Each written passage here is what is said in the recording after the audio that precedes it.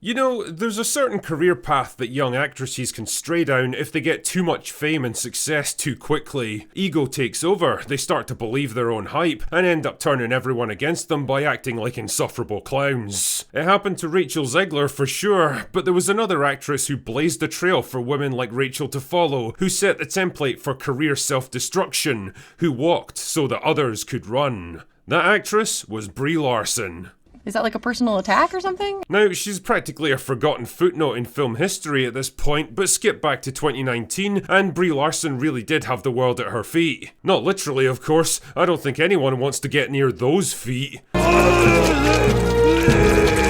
But the point is, she was very much a rising star in Hollywood that was poised to go supernova. An Oscar-winning actress who was just as comfortable with indie movies as big-budget action flicks, who'd landed a starring role as the new face of the biggest franchise on the planet. She was being positioned as the new it girl in Hollywood, the next megastar that was going to dominate the industry for at least a decade. But all too soon, the dream came crashing down in a slow-motion train wreck of PR disasters, fake activism, embarrassing revelations, and career-ending box office bombs. It wasn't pretty, it wasn't quick, but it does make for a great episode of Crash and Burn, the Brie Larson story. So pull up a chair and allow me to tell you the tale.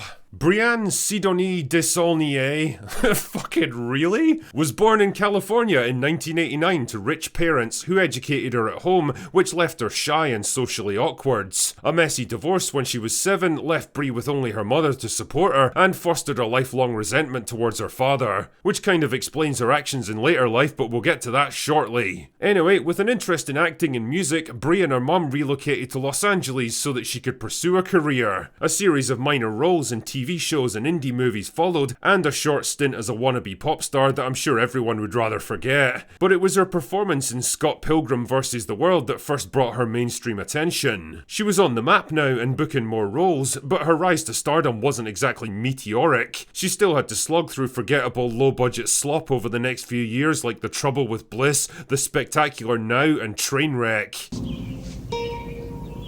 What the fuck is this piece of shit?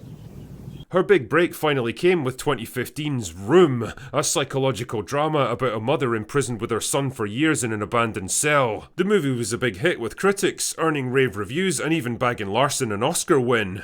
Nice going, Brie. By now, Hollywood was well and truly taking notice of Brie Larson. She seemed to have it all. A solid acting pedigree, high-profile awards, and a good reputation with critics. 2017's Skull Island saw her move into big-budget action films, proving that she could hold her own against top-level actors. The film brought in over $500 million worldwide, making it by far the biggest movie of her career. So far, at least. In 2016, Larson was cast as Carol Danvers for the upcoming MCU movie Captain Marvel, and on the surface, this all seemed like great news. The MCU was at the height of its popularity, and a starring role in one of their films wasn't just a guaranteed payday for the next 10 years, it was a ticket to the big leagues. Brie Larson was on her way to being the next big A-list star, and everyone knew it. What they didn't know was that the seeds of her career destruction had just been sown. See, Captain Marvel was billed as the first female-led Marvel movie, the start of a new era of diversity and representation for the franchise, so interest was running higher than usual, and it wasn't all positive. Critics were quick to point out that the MCU already had the ideal candidate for a female-led movie in Black Widow, a more popular character played by a bigger actress. Forcing Captain Marvel into the mix so late in the game seemed like a weird move by a studio that was normally pretty good at this sort of thing. When the first trailer launched in 2018, it was absolutely lambasted, not just for making the character seem overpowered and not particularly likeable, but also for Brie Larson's performance. There's just no way of putting this gently. She looked fucking miserable, like some giant sponge soaking all the fun out of the movie. Also, by this point, people weren't exactly thrilled with the idea of another unstoppable girl boss being crowbarred into another franchise that had done perfectly well up until now.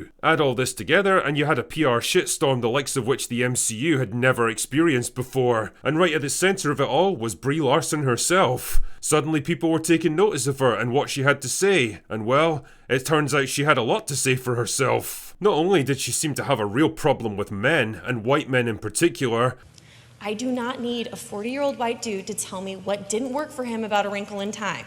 It wasn't made for him. There's that paternal childhood resentment coming back to haunt her, but she also came across as prickly and unlikable, especially when she had to do interviews with other Marvel actors.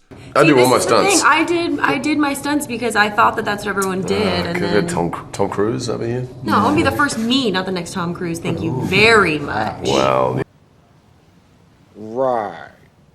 Now, I can't say for sure what was going on here. Maybe they were all just having a bad day and tempers were fraying, but it didn't seem to matter. You only get one chance to make a first impression, and Larson's one wasn't good. She came across just as arrogant, combative, and humorless as the character she was playing, a prickly and entitled actress who seemed to think she was better than everyone else. And for her critics, well, it was just extra ammunition. Just like Ghostbusters, Captain Marvel and its star became a lightning rod for controversy and online culture wars in a way that no other MCU project ever had. But there wasn't much they could do except soldier on and hope for the best. And in public at least, it all seemed to go well. The movie raked in over $1 billion, got the usual round of glowing reviews from the mainstream media, and the MCU bandwagon rolled on. But behind the scenes it was a very different story. The fan backlash had rattled Marvel hard, nothing like this had ever happened to them before. Yeah, the movie made a ton of money, but it was a Pyrrhic victory at best if half the audience hated not just the main character, but the actress playing her as well. Action had to be taken, so Captain Marvel's role in Endgame was slashed down to a glorified cameo. Plans to make her the new face of the franchise were quickly shelved, and the character was put on ice while they waited for the controversy to die down. And it wasn't just Disney backing away from her either. If there's one thing Hollywood casting directors hate, it's controversial and divisive stars who can torpedo projects just by association. Suddenly all those film offers seemed to dry up, and Larson found herself stranded in the acting wilderness. She had to do something to reinvent her public persona, and with most people stuck at home by the unspecified virus of unknown origin, she decided to take the bull by the horns and launch her own YouTube channel focused on, well, herself. It's a bold strategy, Cotton. Let's see if it pays off for him. Now don't get me wrong, there's definitely actors out there with the charisma and the personality to sell something like that.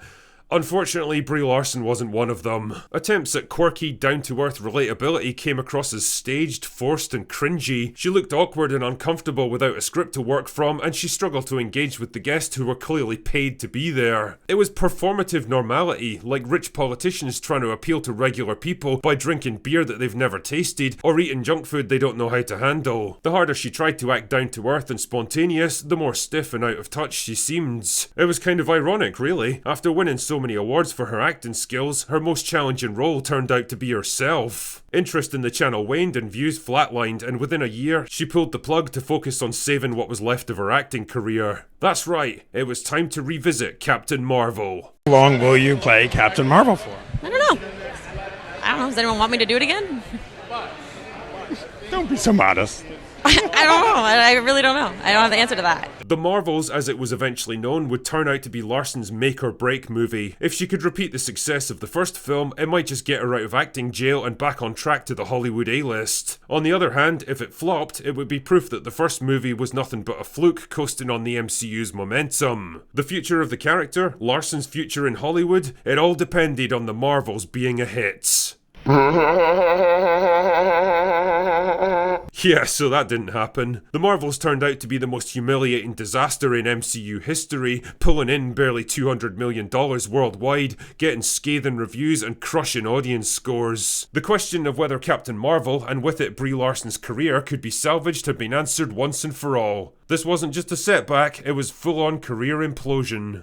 So where is she now? Well, with her movie career basically stalled out, she retreated to theatre work and was last spotted acting in the stage play Electra in London's West End, which the Evening Standard described as an impenetrable slog, and that Larson brought layers of bitterness, resentment and desperation to the lines. Damn man, I can't imagine why. Brie Larson had officially crashed and burned. The role that was supposed to make her career ended up breaking it. In just a few short years, she went from Hollywood's next golden girl to a cautionary tale for PR managers everywhere. No matter what, you need to learn how to shut the fuck up. And hey, on the plus side, it seems like Larson finally learned that lesson herself when reporters tried to bait her into commenting on the Johnny Depp situation. Curious how you feel about Johnny Depp's film opening the festival, and do you plan to see it?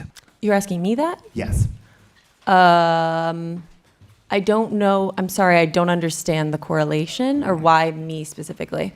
Yeah, it all came a few years too late, and you can tell she absolutely wanted to answer that question, but hey, it's still progress, I guess. So are we ever going to see Brie Larson on the big screen again? And if so, can she possibly claw her way back to the top of the Hollywood fame mountain? Well, probably not if I'm honest. She's been in the wilderness for too long now, she's too old to make a comeback, and a new generation of actresses have come up to replace her. The world has moved on from Brie Larson, and there she stands, a sad example of what might have been, a monument to the hubris of fame and the fragility of celebrity.